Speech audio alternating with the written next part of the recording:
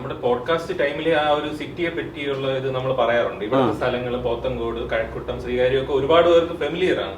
അപ്പൊ അത് കണ്ടു തന്നെ ഒരുപാട് പേര് ഇവിടെ അഡ്മിഷൻ ഒക്കെ എടുത്തിട്ടുണ്ടെന്ന് പറഞ്ഞു കേട്ടിട്ടുണ്ട്.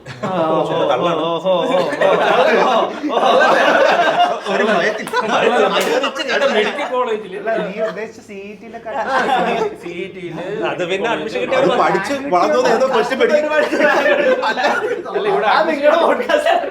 ഇവിടെ തിരുവനന്തപുരം ഓപ്ഷൻ വെച്ചിട്ട് ആൾക്കാരെ വരെ നമുക്ക് പറ്റും. കൂടി പോയില്ലേ കേരളത്തിലെ ബെസ്റ്റ് മെഡിക്കൽ കോളേജാണത്.